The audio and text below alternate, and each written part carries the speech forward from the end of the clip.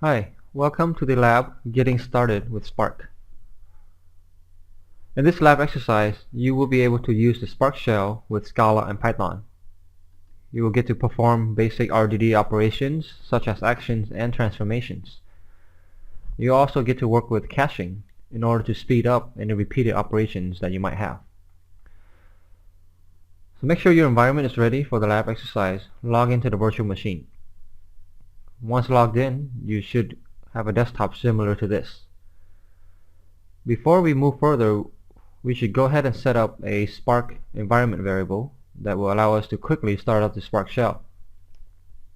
So the way you can do that is edit the bash rc file and include the line export Spark home. So this is inside the documentation. You can just copy and paste it into this file. Don't have to worry about the other stuff. Just make sure the Spark home is copied in and pasted into here. Save and quit the file. Now you can access the Spark shell using the Spark home environment variable.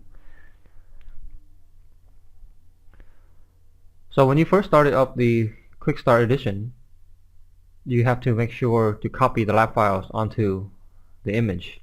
And there was a video that shows how to do that prior to this exercise, so make sure you do that. If not, go ahead and get that done before continuing. So here we just double check that all the files are inside the user's home directory. The lab files contains folders and files that you will be using throughout the lab for this course. So there are 5 folders, some data for the NYC taxi and the NYC weather. There's also the lab solutions folder.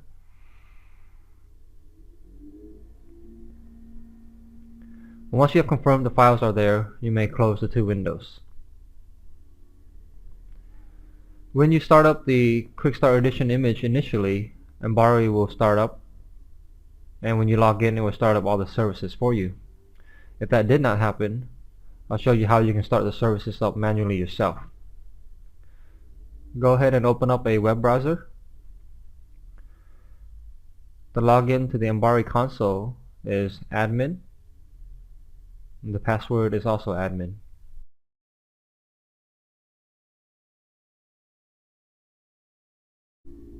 So I purposely made sure all the services have stopped in order to demonstrate what you can do to start it up.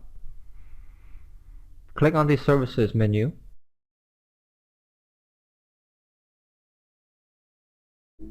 On the left side, click on actions and then start all.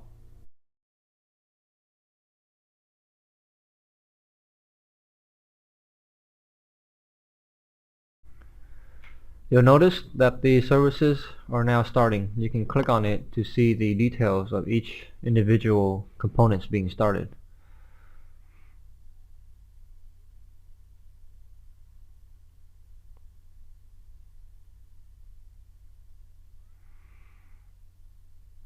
On the top, you see the operations. There's one background operations running, so that's how you can tell it is still working.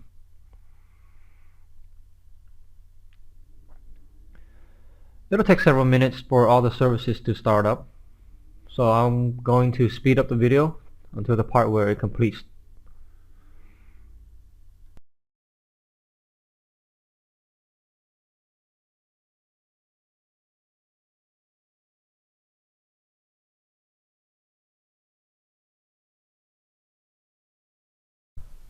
Alright, so the services have all started. Go ahead and get out of this window and you can double check that everything has started. In particular, you want to make sure Spark is up. You may exit out of the Embari console. We don't need to use it anymore. So the next part of the lab exercise, you will start with working with the Spark Scala shell. So open up a new terminal and we're going to copy the README file that we have on our local system into the HDFS temp directory.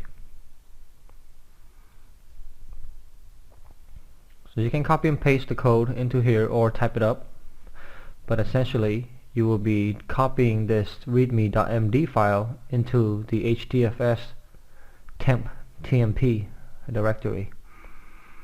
We're going to be working with this readme file in the first part of this exercise.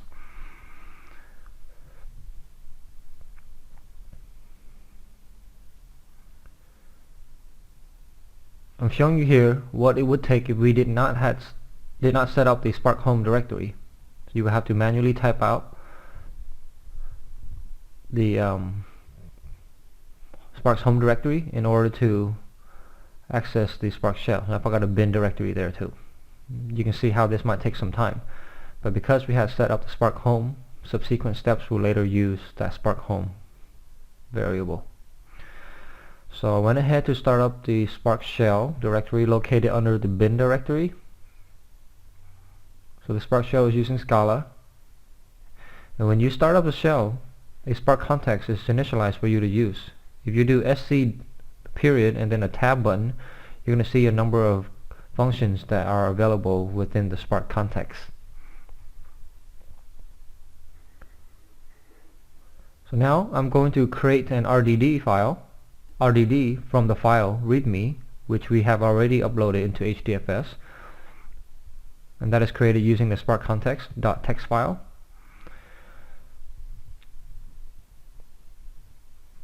As you know, the initial operation is a transformation, so nothing actually happens. We're just telling it that we want to create a readme RDD.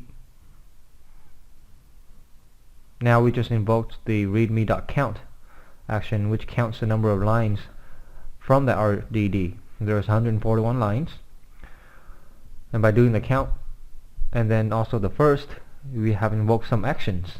These actions were executed against the RDD readme that we created. So the first line in that file is the Apache Spark line, as you can see.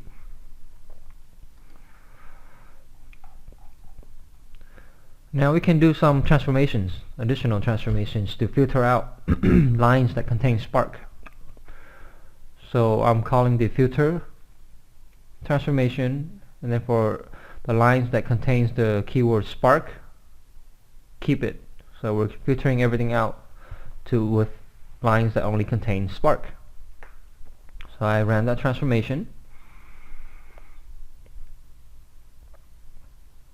Additionally, you can actually chain together transformations and actions on the same line.